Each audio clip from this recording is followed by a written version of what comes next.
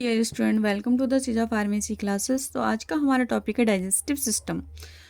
तो हम लोग डाइजेस्टिव सिस्टम को ब्रीफ में पढ़ने से पहले हम लोग स्टार्ट करेंगे कि डाइजेस्टिव सिस्टम एक्चुअल में है क्या।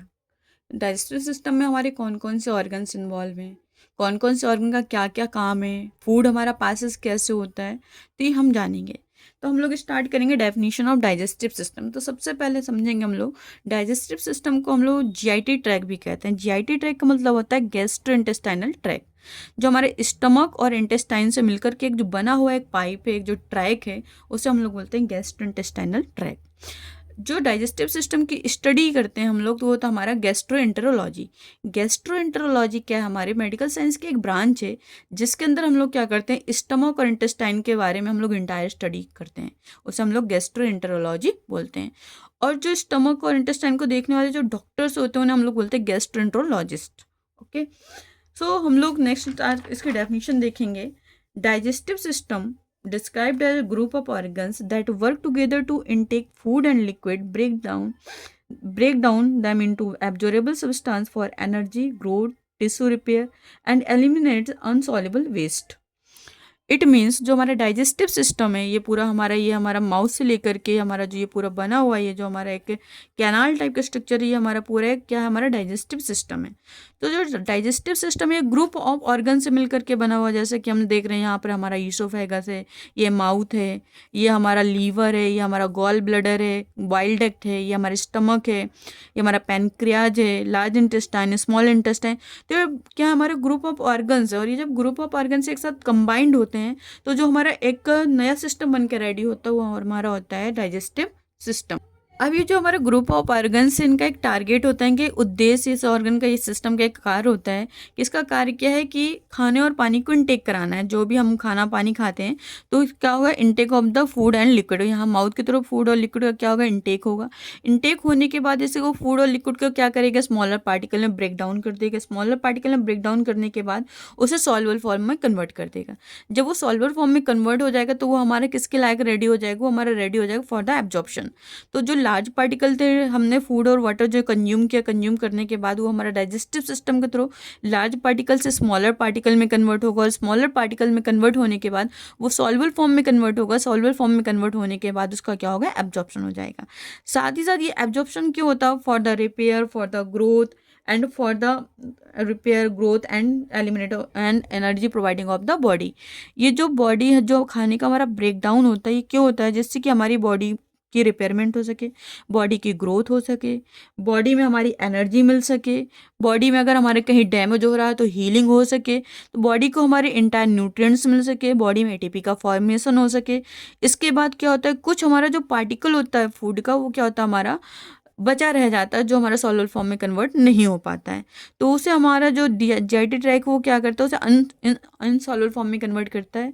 और इनसॉल्युबल फॉर्म में कन्वर्ट करने के बाद बॉडी के थ्रू हमारा क्या कर जाता है, ये एनएस के थ्रू एस्क्रीट आउट करा देता है in the form of faeces. Faeces के फॉर्म में हमारा इस एनएस के थ्रू बॉडी से बाहर एस्क्रीट आउट करा देता है। सो अब हम लोग जानेंगे कि हमारा जो जीआईटी ट्रैक है, इसमें कौन कौन से ऑर्गन्स इन्वॉल्व हैं। ठीक है, सो जीआईटी ट्रैक को फर्स्टली दो पार्ट में बाइफरगेट किया गया। एक हमारा एलिमेंट्री कैनाल है, सेकंड हमारा क्या, एसेसरी ऑर्गन है। तो एलिमेंट्री कैनाल क्या है, एलिमेंट्री कैनाल में वो सारे ऑर्गन्स आते हैं जिससे हमारा फूड होते हुए हमारी बॉडी से बाहर पास आउट होता है।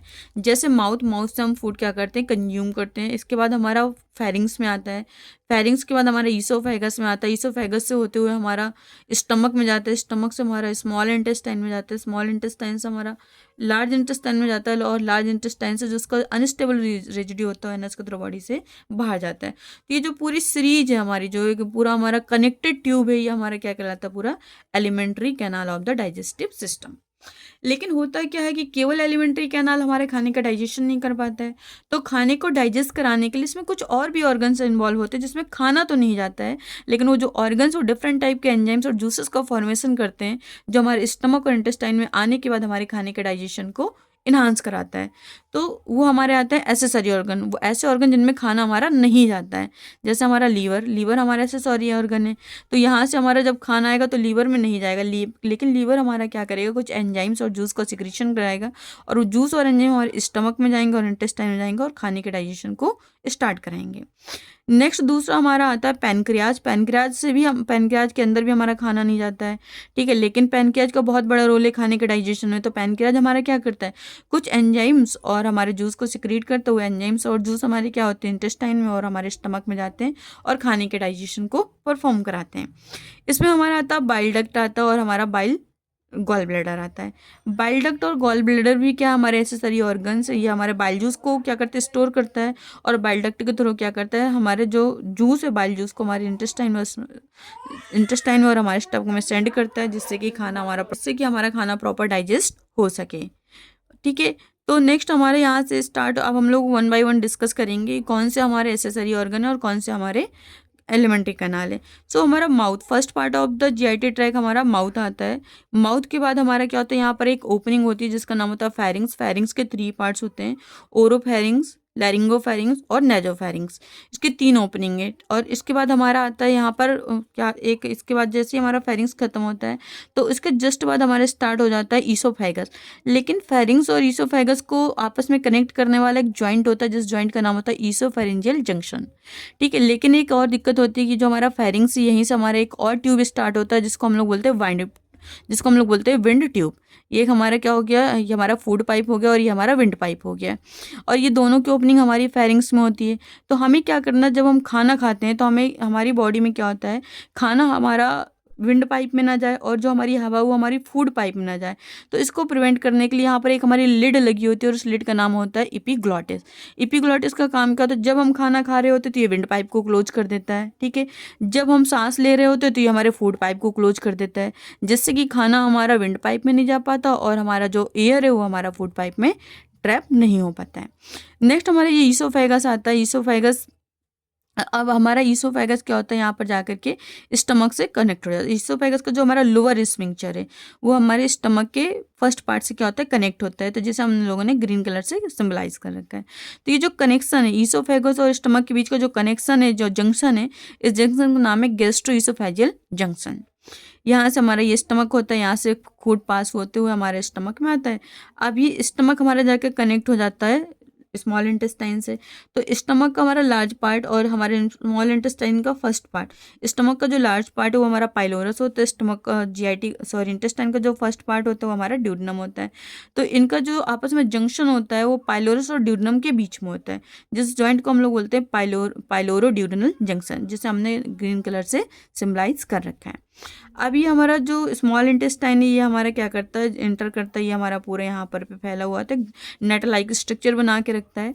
तो इसका जो मीडियम पार्ट होता है वो हमारा जेजुनम होता है स्मॉल इंटेस्टाइन का, और आगे इसका जो स्मॉल इंटेस्टाइन का लास्ट पार्ट होता है वो हमारा होता है इलियम।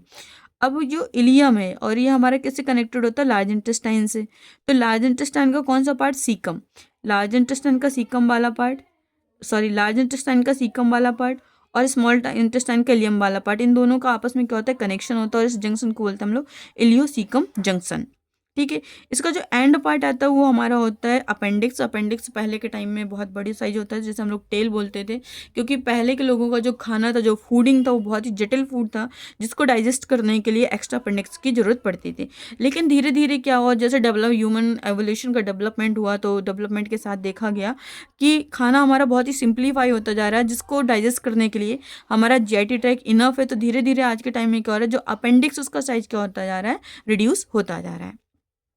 इसके साथ हम देखते हैं कि जब हमारा खाना यहाँ पर स्मॉल इंटेस्टाइन हो गया, स्मॉल इंटेस्टाइन के बाद यहाँ पर एक कनेक्शन हो गया, जॉइंट हो गया, इलियोसीकम जंक्शन। अब हमारे यहाँ से स्टार्ट होता है लार्ज इंटेस्टाइन। तो लार्ज इंटेस्टाइन में भी हमारे पार्ट होते हैं, ठीक है। जैसे हमारा आता है कोलन, ठीक, कोलन के बाद हमारे कोलन 3 टाइप का होता है। कोलन हमारे यहाँ से ये कोलन होता है जिसको हम लोग असेंडिंग कोलन बोलते हैं। ये जो ऊपर वाला एरिया है जिसको हम लोग ट्रांसवर्स कोलन बोलते हैं।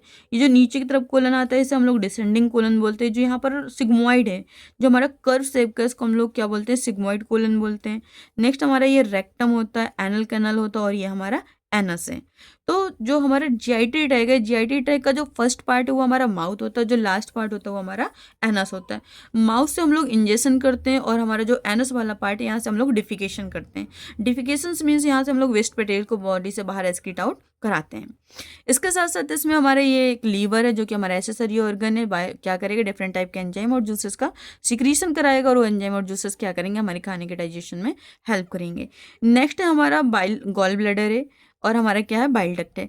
जब हमारा ये क्या करेगा, हमारा लीवर क्या बनाएगा, बाइल जूस बनाएगा और वो बाइल जूस हमारा बाइल डक्ट को होते हुए आकर के गॉल ब्लैडर में स्टोर होएगा और गॉल ब्लैडर में वो जाके कंसंट्रेट होगा।